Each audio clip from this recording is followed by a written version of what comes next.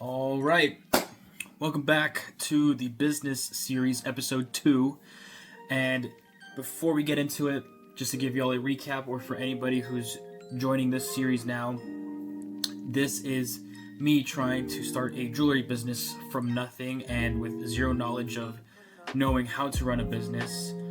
And we are currently in the process of polishing our pieces. Well, actually, this video today will actually be picking up the last of the pieces that I had casted at a jewelry building made specifically for casting jewelry, making jewelry, buying custom pieces, making custom pieces, and I explained a little bit in the video. And before this episode, I actually had a 3D printer. Let's see if I can show it right here. Right there, I explained how I use this 3D printer right here to print out 3D models, 3D resin wax models of jewelry pieces, and then I would have them cast out in metal. And in the video, I do show a couple of pieces, a couple of them right now, and I explain how I was able to take those pieces and have them casted and how that process kind of works a little bit. I explain how the funnel technique works. And next episode will be the actual polishing process and setting them up for sale online. But with that said, let's go ahead and dive into the video, and I'll meet up back with you guys at the end of the video. Deuces. Alright, so I'm currently on my way to the jewelry building to go pick up the last of the pieces.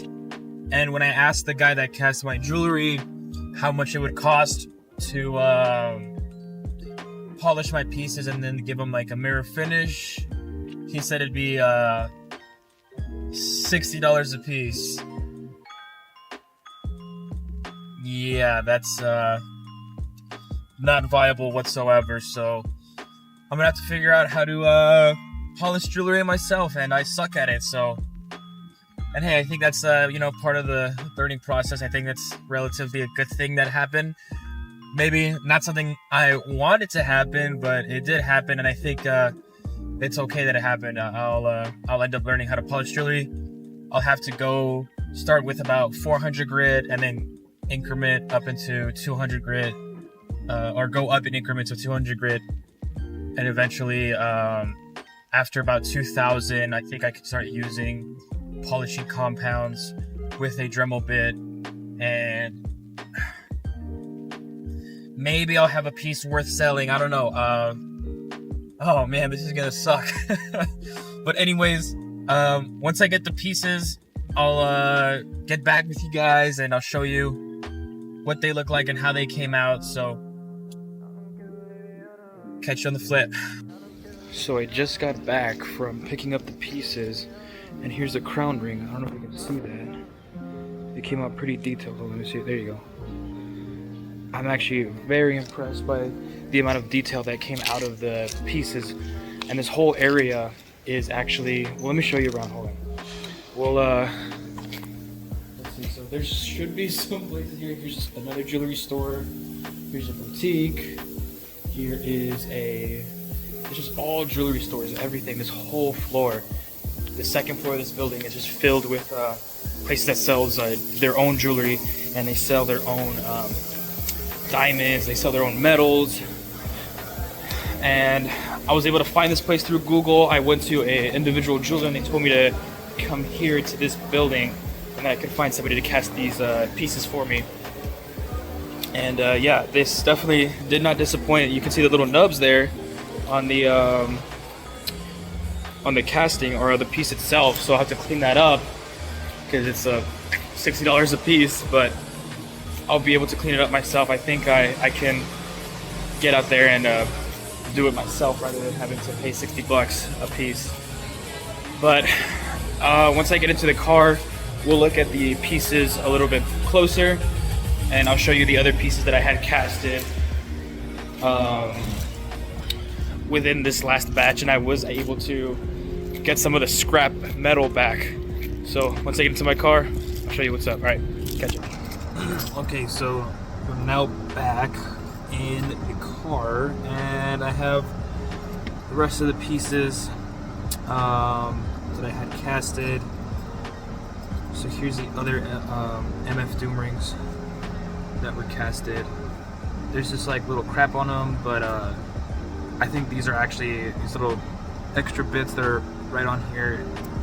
Those are pretty easy to take off. Then here is these 2 Texas pendants that I had casted. I think I'll make these into necklaces. Let's see, check that out.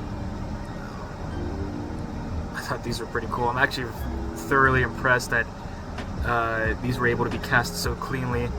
You can see where the little stub or where the little sprue was put on, and then on this one it was on this side. So I think it'll be a little bit more difficult to clean this one up than this one, but it should come out fine. It's not too much metal. And now the star of the entire process is these crown rings. Let's look. Oh man, that is, I am thoroughly impressed with the quality that these pieces came out. If it would zoom in, that'd be great. Let's see. I can get it to zoom in. There you go. I'm very impressed with how these came out. Here's the other one.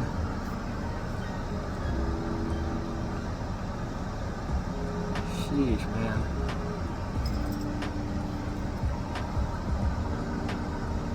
And these are just the basic ones. These are the basic designs. There's some designs out there that allow you to put stones in the crown, and that's a little bit further down the process, but I'm excited to see if I can get to that point. And I was actually able to get some of the scrap metal, so I ended up only using about, let's see, so I brought 5 more ounces, but I ended up using only 3 more, so in total I only used 5 ounces of metal, of silver. And I was able to recover this right here, the tree. This is actually the sprue, or I guess the main base. And you can see all these little like spike looking things that stick out. And these are actually where the pieces are attached. And once the tree is made, it's flipped upside down and it acts like a funnel. So it goes to the bottom and it feeds through the individual pieces, and then the excess it pulls at the top. So I'm glad I was able to recover this extra metal, because I can use it for future batches. So that is that, and now all that is left is to cast, or not to cast, but to polish and make the pieces mirror finish. And I'm actually going to be heading to Home Depot so I can buy the polishing compound, and I think I need to buy 3000 grit sandpaper, because I think I already have 400, I already have 800 and 600. So with that said, I'll catch you guys on the flip. Alright. Okay, so update. I'm finally back home, but on the way I had to buy some materials. I ended up buying a whole fuck ton of sandpaper, and I should have came to Harbor Freight. That should have been the only place that I came to. I ended up going to Home Depot, and I definitely overspent a little bit, but I think I'll be okay. I bought all this fucking sandpaper. It might be overkill. Here's 2,000, 1,000, 800, 400, 600, so on and so forth. This might be a little bit of overkill, but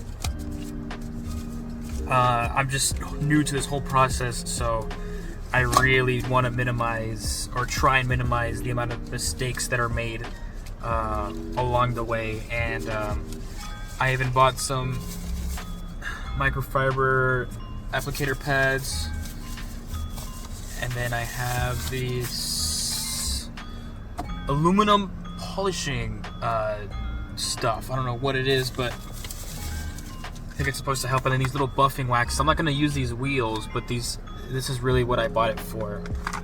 This is like the these are what I'll be using like lastly. And I think that's pretty much it. I did buy some additional stuff, like things for the Dremel, some sanding wheels. But that's pretty much the extent of it. That's pretty much everything that I bought.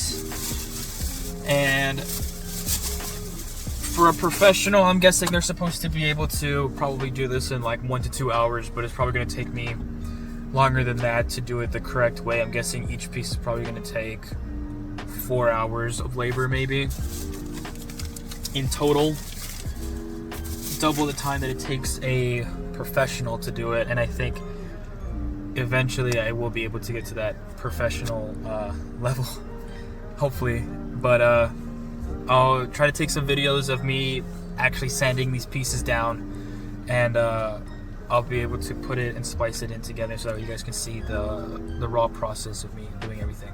But with that said, I'll catch you guys on the flip. And that is the end of the video. I know this one wasn't as interesting, or it might have not been as interesting. I definitely didn't think it was, but I think that's just how this series will be. I think some videos will be more interesting than others. Some will be more insightful than others, and this one was really just a last trip before I start to finalize my proof of concept. And again, before I end the video, what I really want you guys to take away from this is just to try, just to get out there and try. It doesn't have to be a jewelry business. If you do want to do a jewelry business and you want to do the same things that I'm doing and do the process that I'm doing, then by all means follow along. But really, I just want you guys to get out there and try something that you've never really thought to try before, and especially if it's something that you actually enjoy doing, if it's working with your hands, if it's creating music, if it's cooking for others, or so on and so forth. I really think that you guys should try and monetize that hobby. But with that said, I will say that this time you might have noticed that my speaking has been a little bit more sparse, or I've been having to think a little bit more, and that's because today I actually did not use a script. I know that I told you guys that I would mention if I used a ChatGPT script or not, but today I did not, and I'm going to try and use it less when I create my scripts. Anyways, next video will be the polishing process, and then it will be finalizing and putting the pieces together, and then making pictures, videos, and then posting them online for sale. That will be the 3rd episode, and then the 4th episode I plan it will be if I'm able to make a profit, if I wasn't able to make a profit, if I continue to change my attack plan. But that's for the future. Anyways, with that said, SS19, stay loose, stay loud, deuces.